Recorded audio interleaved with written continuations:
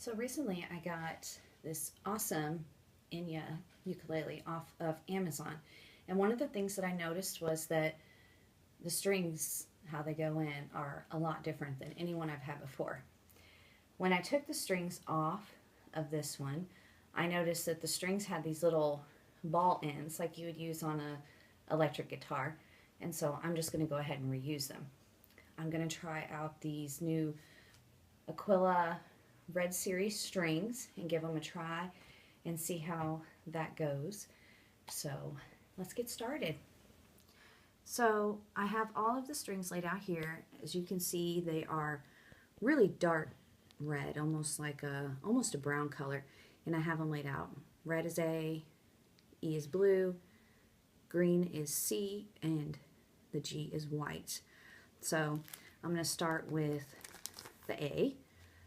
And when you put these on, you're not going to string them all the way up to the tuners yet, because you got to make sure you leave room in here for your hand. I'll just unwind it.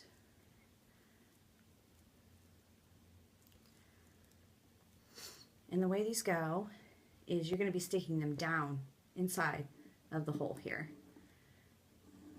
just like that.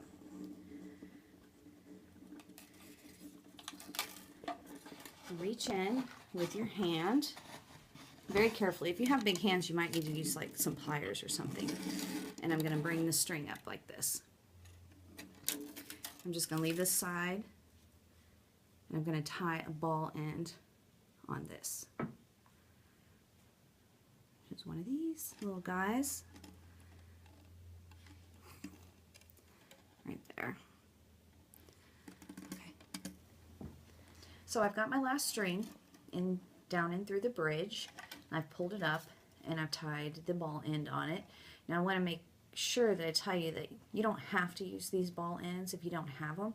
You could just tie a knot, but if you can't find them, you could go to any craft store or even Walmart and you could buy little beads, little metal beads like this, and you get like a bazillion of them for $2, so it's not very expensive. So I use fingernail clippers just to clip the strings. I find it's a lot easier than using scissors. They're not as cumbersome. And then I'm just going to clip this off a little bit. I don't have to clip it all the way down. I like to leave a little bit of space. And that's it. And pull it up through.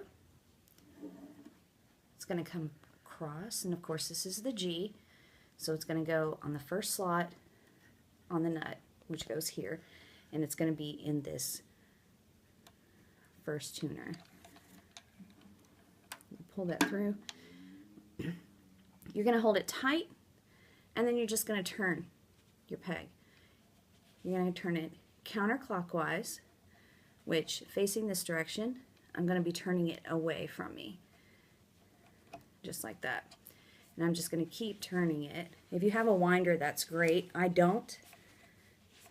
And I wanted to be sure to show how you're actually going to turn these pegs, because I did my first restring wrong and had to go back and redo it.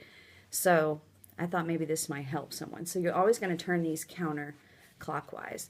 So it's away from you on this side, and when you do it on this side, you're going to turn them back this way, which is still going to be counterclockwise. But most of the time when you restring it, you're going to be in one position like this. And that's pretty much all there is to it. I'm just going to keep twisting these up until they get tight enough, and then I'll use my nail clippers and clip off the ends until I get my string just as tight as I need it to be to get it in tune.